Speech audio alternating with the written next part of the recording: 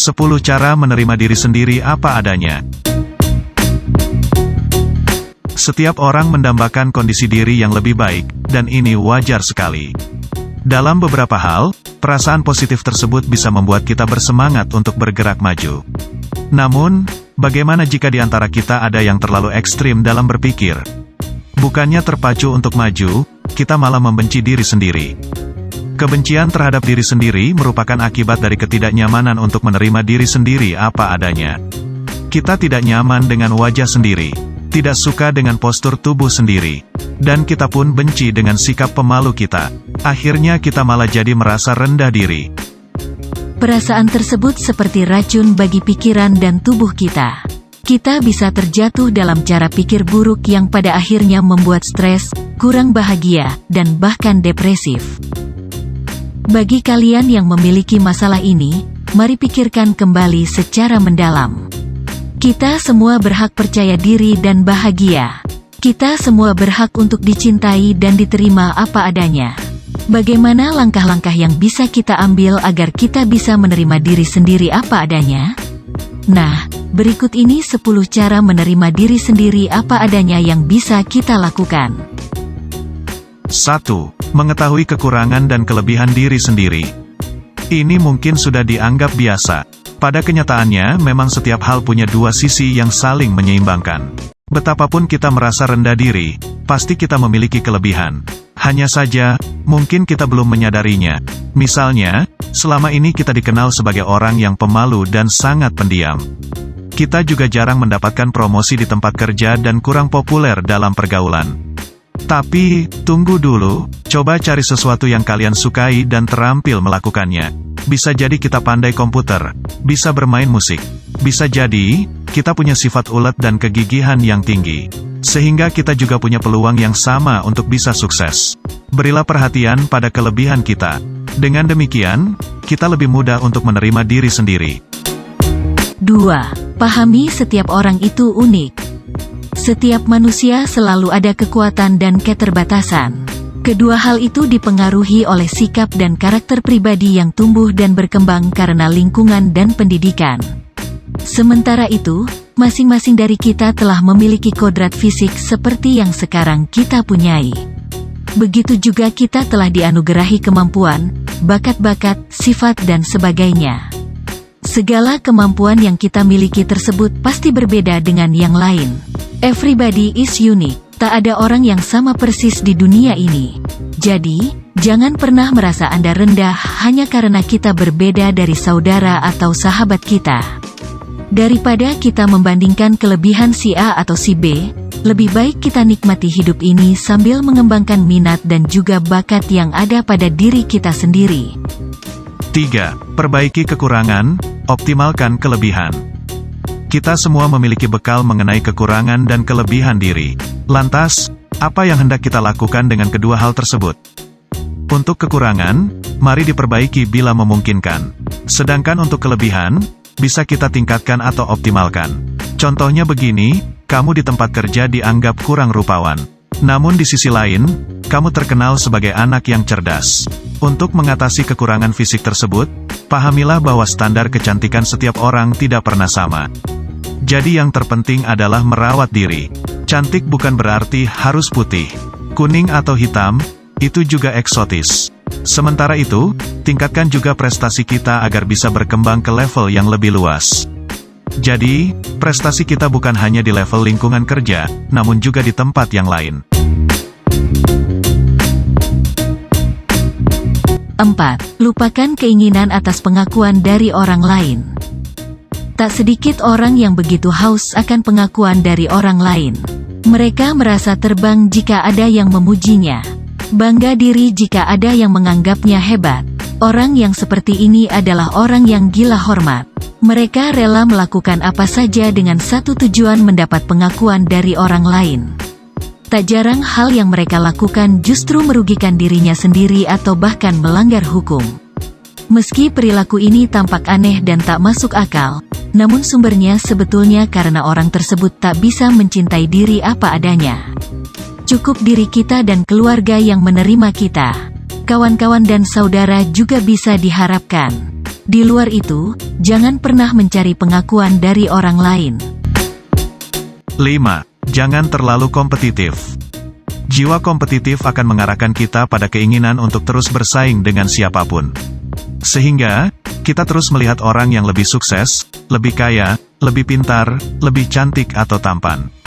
Mengejar semua ini tanpa henti pastinya hanya akan menimbulkan kegelisahan dalam diri dan membuat kita susah merasa bahagia. Tidak ada salahnya menjadi kompetitif. Namun menjadi bermasalah bila kita selalu kompetitif di berbagai aspek kehidupan. Tambah bermasalah ketika kita sampai depresi ketika gagal dalam sesuatu yang kita anggap sebagai kompetisi.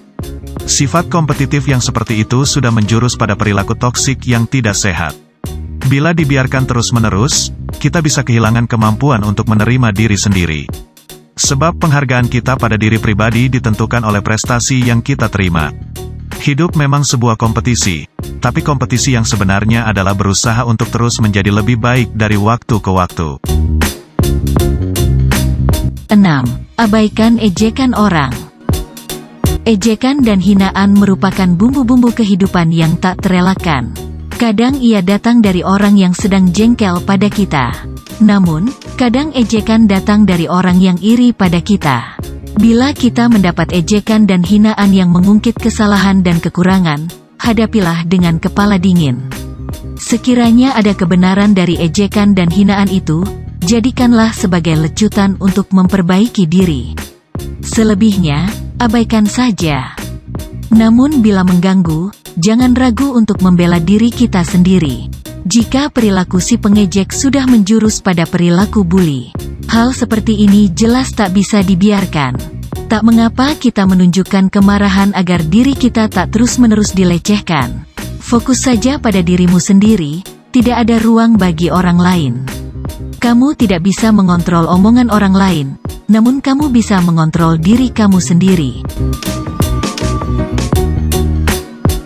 7. Bertanya ke teman mengenai diri kita. Agar bisa menerima diri sendiri apa adanya, kita bisa memulai dengan pengenalan diri sendiri. Kita semestinya sudah tahu siapa diri kita termasuk kelebihan dan kekurangannya. Namun, kadang penilaian kita itu bias. Bila kita ingin penilaian lain sebagai pembanding, jangan takut untuk bertanya ke sahabat yang bisa kita percayai. Coba kita tanya ke teman dan meminta supaya jujur menyebutkan kelebihan dan kekurangan kita. Jadi, kita memiliki second opinion dan gambaran yang lebih luas mengenai diri kita sendiri. 8. Belajar mengekspresikan diri. Apa hubungannya penerimaan terhadap diri sendiri dengan menjadi ekspresif? Jangan salah, keduanya saling berkaitan. Mereka yang kurang bisa menerima diri sendiri apa adanya biasanya selalu menekan perasaannya. Mereka pada umumnya terlihat sebagai sosok yang kurang ekspresif. Kadang, mereka juga terlihat canggung dan bingung dalam beberapa situasi. Tentu hal tersebut berbeda dengan mereka yang lebih bisa menerima dirinya. Mereka lebih ekspresif. Mereka juga tak takut salah karena tidak merasa tertekan. Ketika kita lebih ekspresif, kita juga akan lebih kenal siapa kita. Kita juga bisa lebih menghargai diri kita. Perlahan-lahan kebiasaan ini bisa membuat diri kita lebih dewasa dan tentu saja lebih bisa menerima diri apa adanya. 9. Me time dengan kegiatan yang disukai. Penerimaan diri sendiri merupakan salah satu cara untuk bisa mencintai diri sendiri. Usaha-usaha untuk mencintai diri sendiri pun pada akhirnya akan membuat kita lebih bisa menerima diri sendiri apa adanya. Salah satu kegiatan mengasyikkan sebagai manifestasi dari mencintai diri sendiri adalah dengan menyempatkan me time. Istilah me time merujuk pada penggunaan waktu di mana kita memakainya untuk kebahagiaan kita sendiri. Me time tidak selalu harus waste time atau hedon. Kita bisa membelikan diri makanan yang disuka. Kita juga bisa me time dengan menyempatkan jalan-jalan dan olahraga pagi, mengunjungi taman kota, bermeditasi, dan sebagainya. 10. Reflektif. Refleksi diri dapat membantu kita memperoleh perspektif baru dan hikmah dari hal-hal yang telah kita alami. Hal ini penting bukan hanya agar kita bisa menerima kondisi diri, tapi juga bisa membuat kita untuk bersikap optimis akan masa depan, dengan terus memperbaiki kekurangan dan mengoptimalkan kelebihan. Perlu dipahami, bahwa penerimaan diri merupakan sebuah konsep yang positif bila dibarengi dengan keinginan untuk terus berkembang baik. Kita masing-masing diberi karunia dengan cara yang unik dan penting. Merupakan sebuah keistimewaan dan petualangan kita untuk menemukan cahaya spesial kita sendiri. Menjadi cantik berarti menjadi diri sendiri. Kamu tidak perlu diterima oleh orang lain. Kamu harus menerima diri sendiri. Mari cintai diri kita sendiri, dan kita tetap harus selalu berusaha lebih baik ke depannya untuk diri sendiri, keluarga, lingkungan, dan lainnya. Salah satu kunci kebahagiaan dalam menjalani kehidupan ini adalah penerimaan diri sendiri. Tampaknya, hidup kita bisa terasa sangat sulit dan tidak optimal. Mari bulatkan tekad untuk belajar menerima diri sendiri. Ikuti tips di atas dengan sungguh-sungguh agar kita berhasil mencintai diri, sesuai apa yang dikaruniakan Tuhan ke dunia ini. Semoga sukses menyertai kita semua. Amin.